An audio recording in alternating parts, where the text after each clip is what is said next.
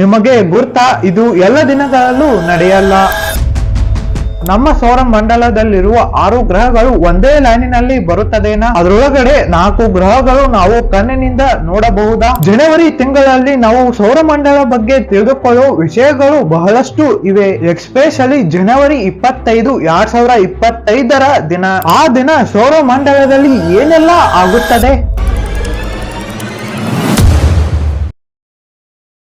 ನಮಸ್ಕಾರ ಸ್ನೇಹಿತರೆ, ನೀವು ಸಾಮಾಜಿಕ ಮಾಧ್ಯಮದಲ್ಲಿದ್ದರೆ ಜನವರಿ 25, 2025 ಗ್ರಹಗಳ ಜೋಡಣೆಯು ಉಸಿರುಗಟ್ಟಿಸುವ ಪ್ರಕಟಣೆಗಳನ್ನ ನೀವು ನೋಡಿರಬಹುದು. ಎಲ್ಲ 8 ಗ್ರಹಗಳು ಸೂರ್ಯನ ಒಂದೇ ಬದಿಯಲ್ಲಿ ಒಂದೇ ಸಾಲಿನಲ್ಲಿರುತ್ತವೆ ಎಂದು ವಿಡಿಯೋಗಳು ಮತ್ತು ಮೀಮ್ಗಳ ಕೋಲಾಹಲವು ಕೇಳಿಕೊಳ್ಳುತ್ತಿದೆ. ಮತ್ತು ನಮ್ಮ ರಾತ್ರಿಯ ಆಕಾಶದಲ್ಲಿ ಗೋಚರಿಸುತ್ತದೆಯೇ? ಇದು ನಿಜವೇ? ಇಲ್ಲ.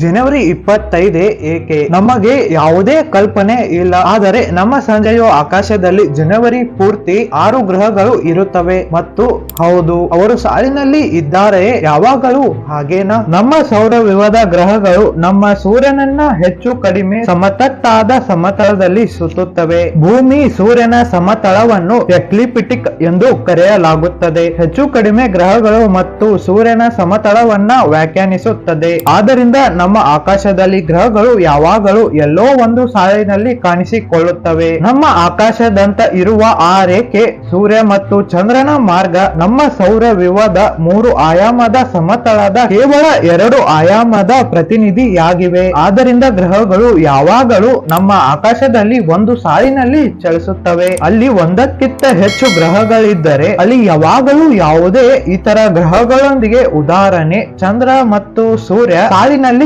ಇರುತ್ತವೆ. ಮತ್ತು ಜನವರಿ 2025 ಸಂಜೆ ಆಕಾಶದಲ್ಲಿ 4 ಪ್ರಕಾಶಮಾನವಾದ ಗ್ರಹಗಳು ಮತ್ತು 2 ಮುಸುಕಾದ ಗ್ರಹಗಳು ಇವೆ.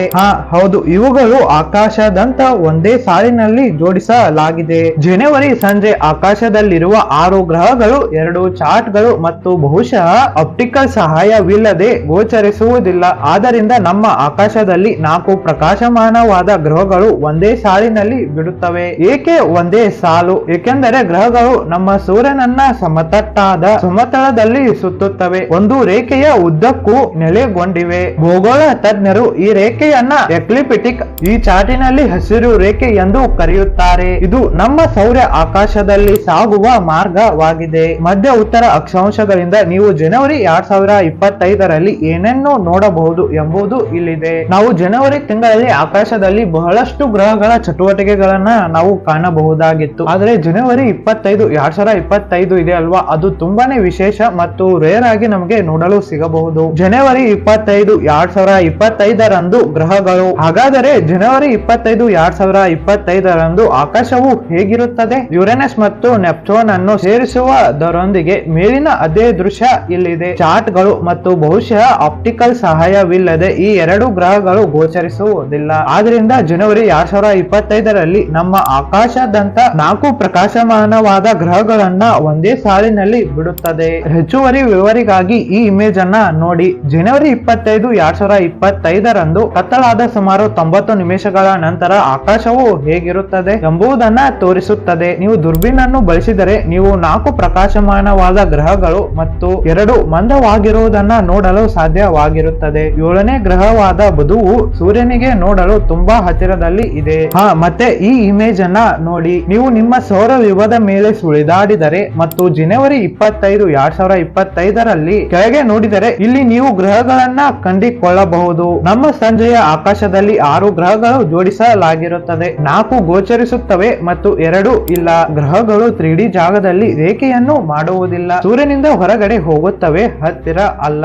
ಜನವರಿ ತಿಂಗಳಲ್ಲಿ ಗ್ರಹಗಳ ಘಟನೆಗಳನ್ನ ಮಿಸ್ ಮಾಡ್ಕೋಬೇಡಿ. ಮಿಸ್ ಮಾಡ್ಕೊಂಡಿದ್ದರೆ ಅದರ ಬಗ್ಗೆ ತಿಳಿದುಕೊಳ್ಳಲೇಬೇಕು. ನೀವು ಭೂಮಿಯ ಮೇಲಿರುವ ಪ್ರತಿಯೊಬ್ಬರು ಜನವರಿ 13 ರಾತ್ರಿ ಪೂರ್ತಿ ತೋಳದ ಚಂದ್ರವನ್ನ ನೋಡುತ್ತಾರೆ. ಚಂದ್ರನ ಪೂರ್ಣ ಹಂತದ ಕ್ರೆಸ್ಟ್ ಜನವರಿ 13 22:27 UTC ಅಂದರೆ 4:27 PM ಗೆ ಬರುತ್ತದೆ. ಮತ್ತು ಇಲ್ಲಿ ಡಬಲ್ ಧಮಾಕ. ಜಗತ್ತಾದ್ಯಂತ ನೋಡಿದಂತೆ ಆ ರಾತ್ರಿಯು ಹುಣ್ಣಿಮೆಯು ಪ್ರಕಾಶಮಾನವಾದ ಕೆಂಪು ಗ್ರಹವಾದ ಮಂಗಳದ ಬಳಿ ಬರುತ್ತದೆ. ಮಂಗಳ ಗ್ರಹವು ಈ 2 ವರ್ಷ ಅವಧಿಯಲ್ಲಿಯೇ ಜನವರಿ 12 ಭೂಮಿಗೆ ಹತ್ತಿರವಾಗುತ್ತದೆ. ಏಕೆಂದರೆ ಮಂಗಳವು ಈಗ ಈಗ ಭೂಮಿಯಿಂದ ಸೂರ್ಯನ ಎದುರು ಇದೆ. ಜನವರಿ 15 ಮತ್ತು 16ರಂದು ವಿರುದ್ಧವಾಗಲಿದೆ ಮತ್ತು ಹುಣ್ಣಿಮೆಯು ಸೂರ್ಯನ ಎದುರು ಇರುತ್ತದೆ. ಹಾಗಾಗಿ ಈ ತಿಂಗಳ ಹುಣ್ಣಿಮೆಯು ಮಂಗಳ ಗ್ರಹದ ಬಳಿ ಇರುತ್ತದೆ ಎಂಬುದು ಅರ್ಥಪೂರ್ಣವಾಗಿದೆ. ಇದಕ್ಕಿಂತ ಹೆಚ್ಚಾಗಿ ಕೆಲವು ಅದೃಷ್ಟ ವೀಕ್ಷಕರು ಉತ್ತರ ಅಮೆರಿಕ, ವಾಯವ್ಯ ಆಫ್ರಿಕಾ, ಅರ್ಜೋಸ್ ಮತ್ತು ಕೇಪ್ ವರ್ಡ್ ದ್ವೀಪಗಳ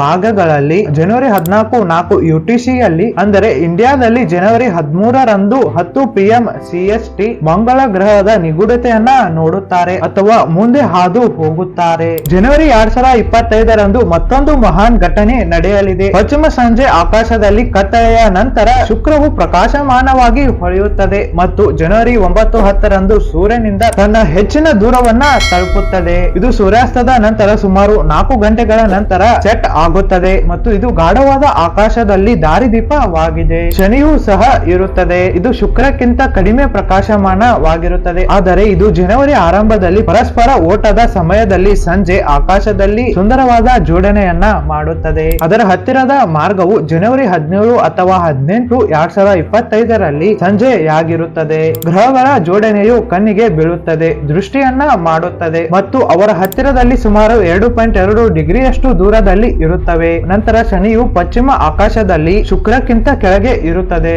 ನೀವು ಒಂದೇ ಬಾರಿಗೆ 4 ಗ್ರಹಗಳನ್ನ ನೋಡಬಹುದೇ? ಈ ಪ್ರಶ್ನೆಗೆ ಉತ್ತರ ಇಲ್ಲಿದೆ ನೋಡಿ. ನೀವು ನೋಡಿ ಎಂಬುದರ ಮೇಲೆ ಅವಲಂಬಿತವಾಗಿದೆ. ನಿಮ್ಮ ಕಣ್ಣಿನಿಂದ ಮಾತ್ರ ನೋಡಿ ಎಂದು ನೀವು ಅರ್ಥ ಮಾಡಿಕೊಂಡಿದ್ದರೆ ಹೌದು, ನೀವು 4 ಅದ್ಭುತ ಪ್ರಕಾಶಮಾನವಾದ ಗ್ರಹಗಳನ್ನ ನೋಡಬಹುದು. ಸೂರ್ಯ ಈಗಷ್ಟೇ ಪಶ್ಚಿಮದಲ್ಲಿ ಪ್ರಾರಂಭಿಸಿ ಆಕಾಶವು ಕಪ್ಪವಾಗುತ್ತಿದ್ದಂತೆಯೇ ನೀವು ಶುಕ್ರವನ್ನ ಸುಲಭವಾಗಿ ಗುರುತಿಸಬಹುದು, ಏಕೆಂದರೆ ಇದು ಯಾವುದೇ ನಕ್ಷತ್ರಕ್ಕಿಂತ ಹೆಚ್ಚು ಪ್ರಕಾಶಮಾನವಾಗಿ ಹೊಳೆಯುತ್ತದೆ. ಚಿನ್ನದ ಶನಿಯು ಶುಕ್ರನ ಮೇಲೆ ತುಂಬಾ ದೂರವಿಲ್ಲ ಮತ್ತು ಶುಕ್ರ ಮತ್ತು ಶನಿಯು ಜನವರಿ 17 ಮತ್ತು 18ರಂದು ಸುಮಾರಾಗಿ ಹತ್ತಿರದಲ್ಲಿವೆ. ಅದರ ನಂತರ ಶನಿಯು ದಿಗಂತದಂತೆ ಹತ್ತಿರವಾಗುತ್ತದೆ ಮತ್ತು ಶುಕ್ರವು ಆಕಾಶದಲ್ಲಿ ಎತ್ತರದಲ್ಲಿ ಇದೆ. ಒಂದು ದೊಡ್ಡ ಗ್ರಹಗಳ ಜೋಡಣೆಯೇ ಜನವರಿ 25, 2025 ಮಹಾನ್ ಗ್ರಹಗಳ ಜೋಡಣೆ ಕಲ್ಪನೆಯು ಸತ್ಯವಾದ ಜ್ಞಾನವನ್ನ ಹೊಂದಿದೆ. ಆದರೆ ಗ್ರಹಗಳು ಸೂರ್ಯನ ಒಂದು ಬದಿಯಲ್ಲಿ ಬಂದರೆ ಹಿಂದೆ ಒಂದರಂತೆ ಹೊರಗುಳಿಯುವುದಿಲ್ಲ. ಅರ್ಥ ಸ್ಕೈ ತಂಡವು ಸುಮಾರು 50 ವರ್ಷಗಳಿಂದ